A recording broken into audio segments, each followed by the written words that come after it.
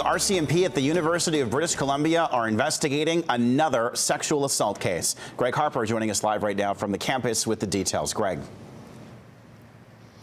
Good morning, Kyle. Well, it happened here at the Totem Park residence. Yet another woman attacked on campus, but this time police have arrested a suspect. This happened very early yesterday morning around 1 a.m. That's when police say they received a call of a man who was choking a woman inside the lobby of one of the buildings here behind me.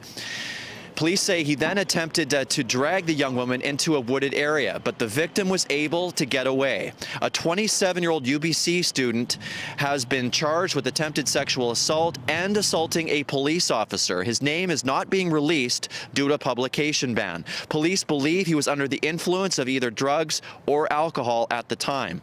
Police also saying that this incident isn't related to the attack of a woman that happened here on campus in February, or it's not connected to the string of assaults here on campus in 2013.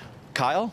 Greg Harper live this morning over at UBC. Thanks for that, Greg. Well, a young man is in hospital this morning after being struck by a car in East Vancouver overnight. It happened at around 1:30 this morning near Commercial Drive and First Avenue. The car was traveling eastbound on First when the vehicle struck the pedestrian who is in the west crosswalk on Commercial. The victim was taken to hospital with unspecified injuries. The driver stayed on scene. Another good reminder to be wary of anyone you meet online. Richmond RCMP are troubled by the growing trend of sextortion. Victims are befriended through online dating websites or apps and convinced to expose themselves. They're told to pay a ransom or else video of those acts will be released online. Police are telling victims not to pay and to report the incidents immediately. There were 5 sextortion cases in Richmond in 2013, 13 cases last year, and 3 cases so far this year. And in all 3 of this year's cases, the victims are men.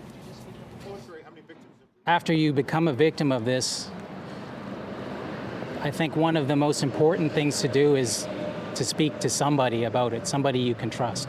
You may feel that you're the only victim, but there are others who might have been victimized in the same manner. A teenager has been reunited with his family after a large search centered around the North Shore's Cleveland Dam last night. The 19-year-old was reported missing at around 4 o'clock yesterday. West Vancouver Police and North Shore Rescue assisted in this search. Air One was also successful in helping to locate the teen. Police say the circumstances surrounding his disappearance will now be handled as a private matter by the family. An elderly man has pleaded guilty to an accident that killed a teenager a year and a half ago. Erwin Franz is admitted to 1 count of failing to stop at an accident causing bodily harm or death. Franz was driving the truck that hit Port Coquitlam's Annie Leung. The 16-year-old was walking home from school when she was hit at Mary Hill Road and Pitt River Road. Franz wasn't arrested until several months after the accident, following a public appeal. The 73-year-old is back in court for sentencing next month. Meanwhile, charges have been laid in connection with a high-speed accident in December. The drivers of 2 sports cars are accused of street racing on Highway 99 in Surrey. RCMP say the Lamborghini and Dodge Viper reached 157 kilometers an hour. The Lamborghini crashed and caught fire. Somehow the driver was not hurt. RCMP want the vehicles forfeited if the men are convicted. BC's anti-gang unit has taken down a drug trafficking ring in the Fraser Valley with a long reach into the rest of the province. More than $5 million in drugs have been seized from locations in Chilliwack. A number of people have been arrested, including 2 alleged ringleaders. The operation serviced the valley, but most of its business was in central and northern BC, from Williams Lake to Fort St. John. High-powered ammunition was also seized from the drugs, which include fentanyl, a drug responsible for a rash of deaths across the province. They'll try and muscle their way in or bully their way in and take over existing networks. Sometimes what they do, like in the case of Fort St. John or Dawson Creek, there will be other established dial-a-dope networks in those communities, and that will oftentimes result in violence on the streets.